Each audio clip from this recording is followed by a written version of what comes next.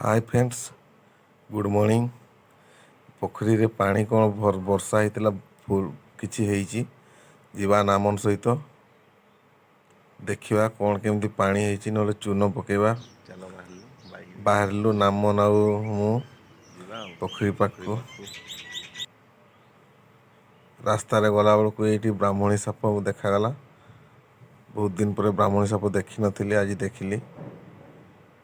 मु भाबुଥିଲି ब्राह्मणी साप उभे गले कुआडे।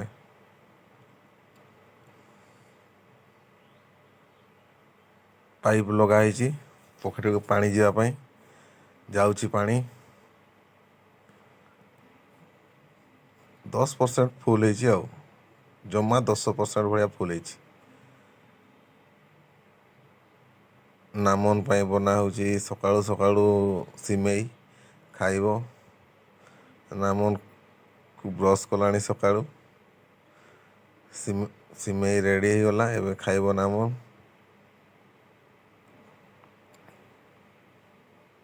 आजिर भेंडी भजा रश्मि काटुची। माँ को नहीं छाड़वा स्कूल, माँ रो स्कूल टे दूरिया हो जाउची। एबे सकाळू सकाळू खाइबा पखाड़ आमलेट सहित आमलेट बनैबा। टे तेल पकईदेली, एबे ता मिश्रण बनाऊची। फास्ट टाइम आमलेट टमाटर देइछि, केमती कौन लगे टेस्ट करवा। गैस टिके बंद कर देइछि कहीं ना बहुत डेरी है, तेल गरम हो पुड़ी जो नले।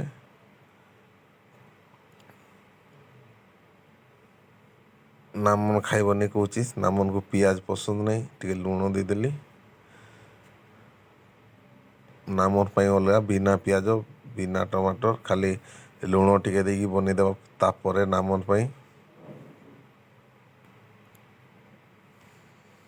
पुणी ऑन कली गैस। आगु गरम होगी एबे सांगे सांगे पकईदेवा।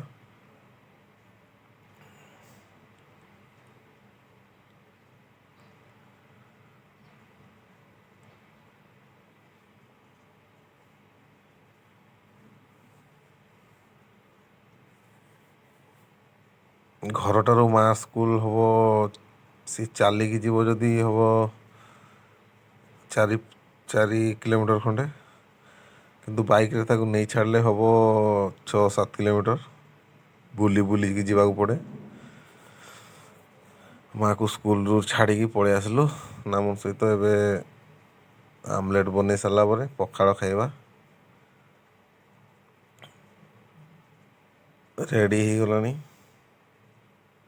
नहीं तथापि पलटेवा को व्यस्त हो गलानी। सकाल 9:30 खंडे, भोक प्रबल।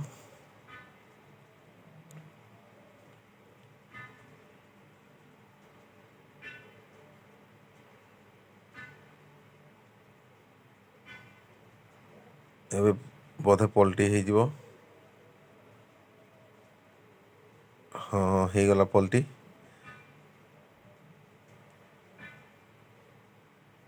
रेडी हो गलानी ऑलमोस्ट। बेसी तो लेट हुए नहीं बनैबा को आमलेट। रश्मि को कहली पखाड़ बाटी देवाई, एबे खाईदेवा।